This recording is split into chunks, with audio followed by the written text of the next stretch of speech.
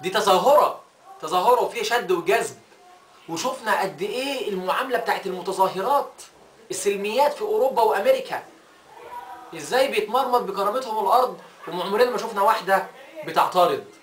هتقولوا لي طيب هنا في مصر احنا دولة اسلامية، بتلعبوا على الاسلاميين، بتلعبوا على تسخين السلفيين، عايزين تسخنوا السلفيين صح؟ ولقينا ناس غريبة وعبيطة طالعة تتكلم وتقول السلفيين ازاي يسمحوا بكده. اقول لكم انا ازاي يسمحوا بكده. السلفيين اذكياء للدرجة اللي تخليهم عارفين ان دي حركة معمولة علشان يشدوا رجليهم للميدان تاني، لكن بفضل الله عمر السلفيين ما هيضحك عليهم. عايز اسال سؤال مهم جدا للسيدات اللي نزلوا امبارح في التظاهرة. كل ست ادعت انها ست شريفة نزلت الميدان ومسكت لافتة وبتقول ان الجيش بيعري بناتنا، وبتقول ان الجيش بيعري الست المصرية. اتقي الله، اتقي الله في اهلك، اتقي الله في بناتك، خافي من ربنا، اوعي تكذبي. نزلتي تتظاهري علشان شفتي واحدة بطنها بانت وما سألتيش نفسك يا ترى بطنها كانت باينة بالليل ولا لا بالشكل ده؟ ما سألتيش نفسك. ما هي معتصمة وبايتة، ما هي معتصمة وبتبات في وسط المعتصمين والمعتصمات، وبايتة بالعباية اللي على اللحم. ما سألتيش نفسك ايه اللي بيحصل بالليل؟ ما سألتيش نفسك دي لما تتقلب وهي نايمة يا ترى معتصم من المؤدبين ممكن عينيه تيجي على جسمها ولا لأ؟ هسألك سؤال يا ست يا شريفة اللي نزلت امبارح في التظاهرة السلمية. في ميدان التحرير كان في تحرش جنسي اهو. في رجاله في مصر. احنا هنعمل بلاغ للقوات المسلحه عشان هم هنا في الاعتصام ده. عايزه اقول لك مش احنا بس، دول ضربوا الرجاله اللي معانا، ضربوها بيقولوا عليهم مش مصريين.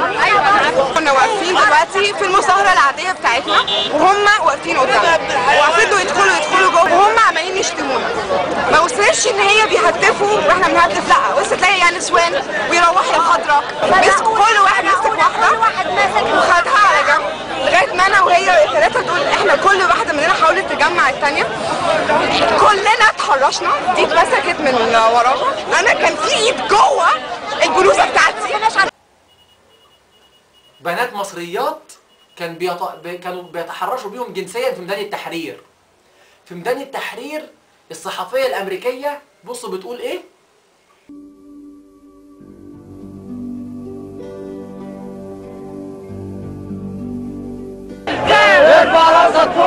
This is what these people have been waiting for. They came here day after day. This is about freedom. She reported without a hint of trouble for more than an hour. And what happened then? Our camera battery went down. And we had to stop for a moment, and suddenly Baha looks at me and says, "We've got to get out of here." Baha is not happy here? He's Egyptian, he speaks Arabic, and he can hear what the crowd is saying. Yes. He understands what no one else in the crew understands. That's right. I was told later that they were saying, "Let's take her pants off." And it's like suddenly, before I even know what's happening, I feel hands grabbing my breasts, grabbing my crotch, grabbing me from behind. I mean, it's not, you know, one person and then it stops. It's like one person and another person and another person. And I know Ray is right there and he's grabbing at me and screaming, "Lara, hold on to me, hold on to me." And I feel them tearing at my clothing. I think my shirt, my sweater was torn off completely. My shirt was around my neck. I felt the moment that my bra tore. They tore the metal clips of my bra. They tore those open. And I felt that because I felt the air on my chest, on my skin. And I felt them tear out. They literally just tore my pants to shreds. And then I felt my underwear go. And I remember looking up, when my clothes gave way, I remember looking up and seeing them taking pictures with their cell phones, the flashes of their cell phone cameras. Ray reported that he found himself with the sleeve of your jacket in his hand. It had been completely ripped from the rest of the jacket. I felt at that moment that Ray was my only hope of survival. You know, he was looking at me and I could see his face, and we had a sea of people between us, obviously tearing at both of us, beating us. I didn't even know that they were beating me with flagpoles and sticks and things, because I couldn't even feel that, because I think of the sexual assault was all I could feel, was their hands raping me over and over and over again. Raping you with their hands? Yeah. Non-stop? No, from the front, from the back.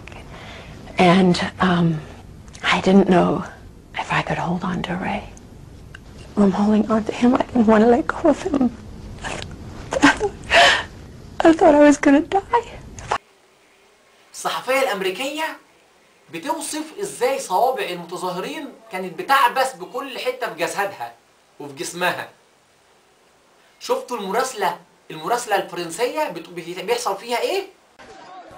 Des jeunes sans repère, ivres de leur nouveau pouvoir et qui n'ont plus aucune limite. Avec mon caméraman, nous avons alors été frappés, puis séparés. Très peu de femmes, surtout étrangères, se trouvent sur cette place Tahrir. J'ai été empoignée par plusieurs hommes et j'ai subi une agression sexuelle, au milieu de tout le monde, en plein jour. D'autres femmes journalistes ont subi des violences. C'est une façon d'intimider la presse. هو اشتباك في ميدان التحرير.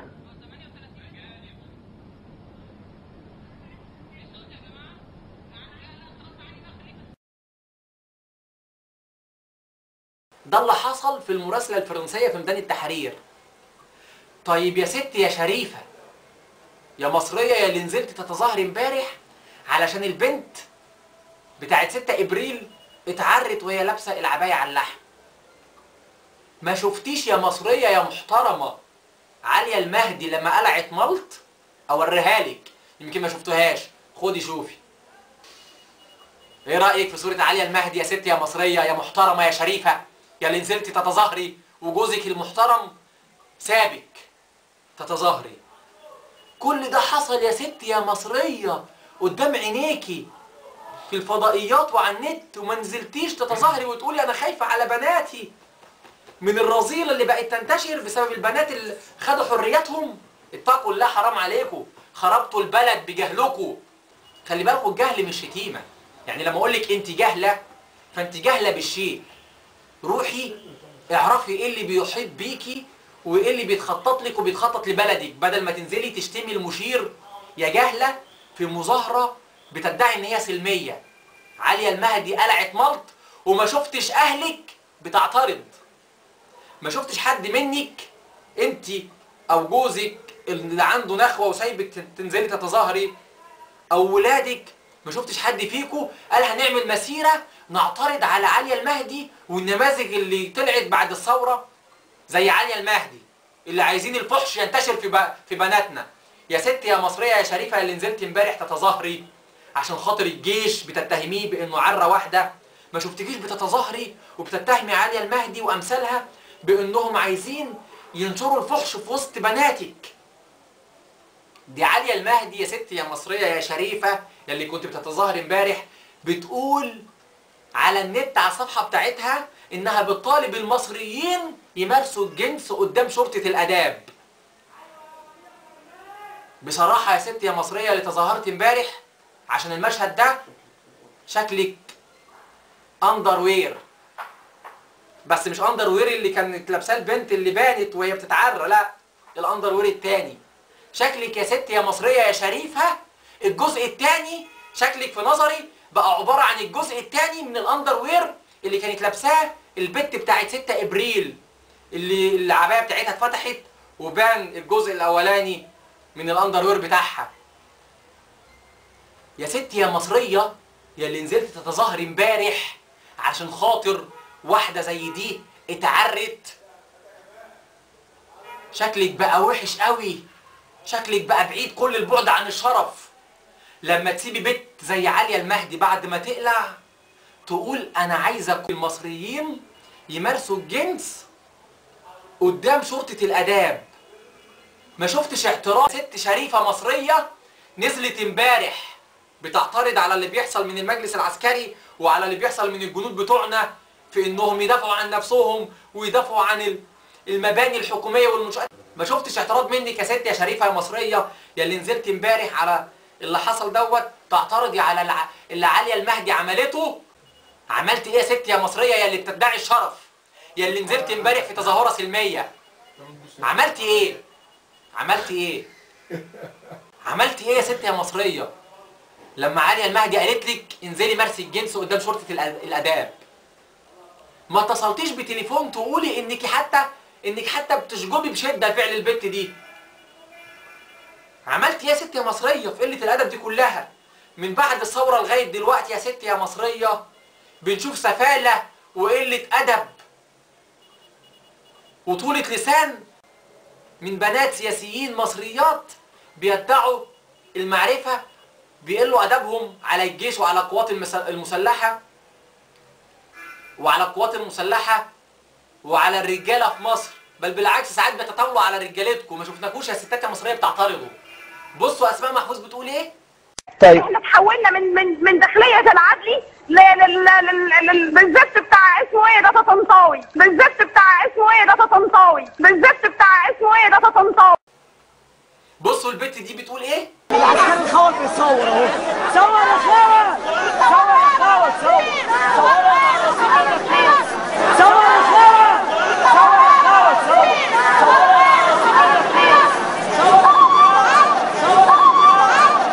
الجنسيه المصريه، صرف فيكم والله الجنسيه المصريه دي المفروض تقطعوها وصرف فيكم. احنا بنتشرف من ليه؟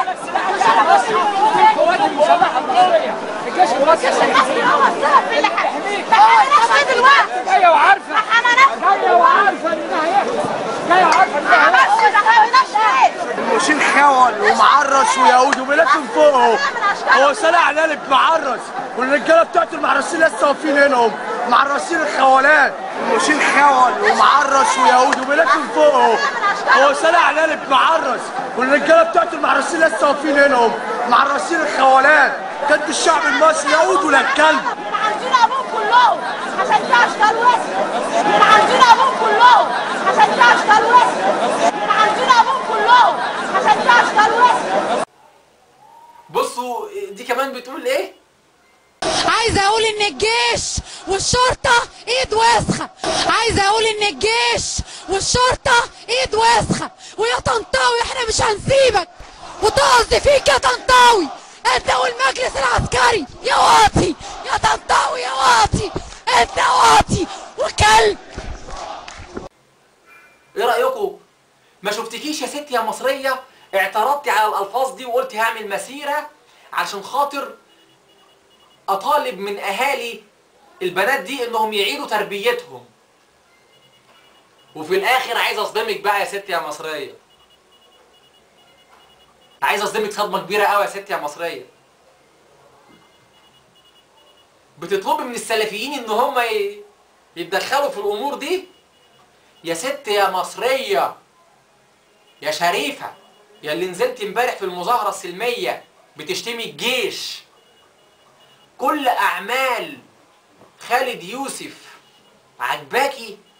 افلام خالد يوسف عجباكي؟ مكيفاكي؟ يا ست يا مصريه يا شريفه العري اللي شايفاه في التلفزيون في المسلسلات والافلام ما حركش جواكي النخوه انت وجوزك علشان العري يا ست يا مصريه ما حركش جواكي انت وجوزك النخوه واولادك علشان تنزلوا تتظاهروا ضد المشاهد اللي بتشوفوها.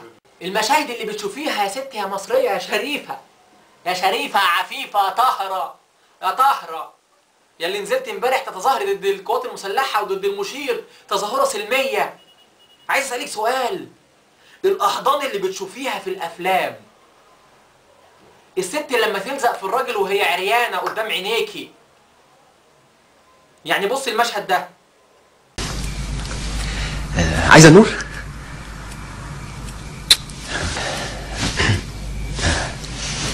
وحشتيني. وانت كمان.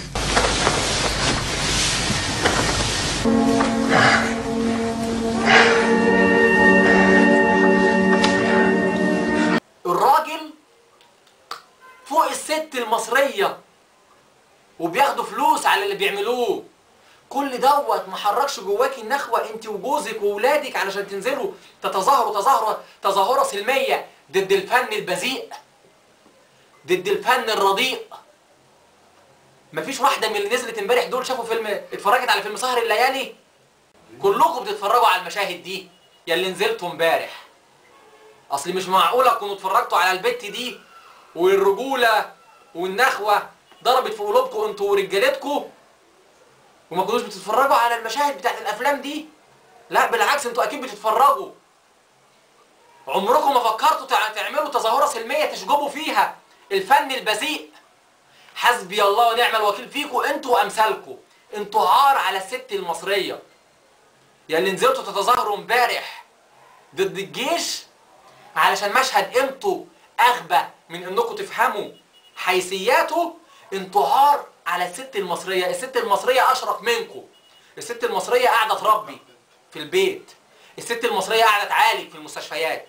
الست المصريه قاعده تدرس في المدارس. الست المصريه قاعده بتتعلم الدين عشان تعلمه لاولادها. الست المصريه لا يمكن تقول الالفاظ دي. يا واطي يا طنطاوي يا واطي، انت واطي وكلب. حسبي الله ونعم الوكيل في كل مصريه ومصري بيدعوا الشرف على المصريين. مصريتكم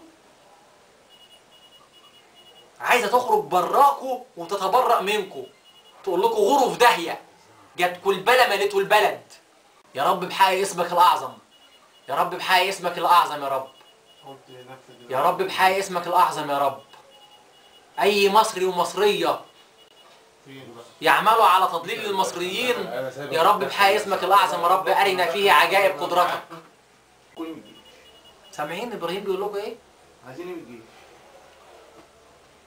بتشتموا القوات المسلحه، بتشتموا العساكر. الجيش المصري يمشي. انت كمان اتعديتي من بتوع 6 ابريل. العيال بتوع 6 ابريل اثروا فيكي. عايزه الجيش المصري يمشي. هو انتوا ليه يا رجاله ما قلتوش كده للجيش المصري من زمان؟ ليه ما قلتوش كده للجيش المصري من زمان يا رجاله بنسوانكو؟ ليه ما قلتوش للجيش المصري من زمان امشي؟ ليه قلتوا الاول الجيش والشعب ايد واحده يوم 29 يناير الفجر؟ لانكم يوم 28 يناير بالليل حرقتوا الجيش وما قلتوش ان الجيش والشعب ايد واحده. لكن لما الجيش ابتدى ينزل بكثافه ابتديتوا بقى تتحولوا، او المصريين الشرفاء فعلا اللي ما شافوش ايه اللي حصل للآليات والمعدات العسكريه اللي دخلت ميدان التحرير بالليل في جمعه الغضب. المصريين الشرفاء يا عيني يوم 29 يناير الفجر استقبلوا الجيش بكل ترحاب، والجيش والشعب ايد واحده لما شافوا حرايق وبتاع في الميدان. ليه ما قلتوش من الاول، من اول ما حسني مبارك تخلى عن الحكم؟ الثوره مستمره والمجلس العسكري مش هو الجيش. ليه ما عملتوش كده؟ لان المخطط لسه جاي. المخطط في اسقاط الجيش جاي ورا بعضه. المخطط في اسقاط الجيش متقسم له على مراحل، صح؟ حد فيكم قال ان في فرق بين المجلس العسكري وبين الجيش قبل الاستفتاء الدستوري؟ لا. طب في لحظه الاستفتاء الدستوري؟ لا. طب بعد الاستفتاء الدستوري بشهر؟ لا. بعد الاستفتاء الدستوري بحوالي شهرين ابتدينا بقى نخش في المرشح بتاعكم. بتضحكوا على العيال الاغبياء وتقولوا لهم المجلس العسكري، الكلام ده من حوالي 5 شهور، المجلس العسكري غير الجيش، الجيش ده اخواتنا، لكن المجلس العسكري اتباع مبارك. وابتديتوا تهاجموا رؤوس وقيادات المجلس العسكري. ودلوقتي بقى المجلس العسكري زيه زي الجيش، والعساكر كلاب، وتطلع جربوعه زي نواره نجم تسب الدين للعساكر. مش كانوا اخواتكم يا ولاد الافاعي؟ مش العساكر دول كانوا اخواتكم من كام شهر؟ زي ما المجلس العسكري كان هو اللي حمى الثوره من كام شهر. قرفنا منكم بقى ومن جربعتكم. ده انتوا جرابيع.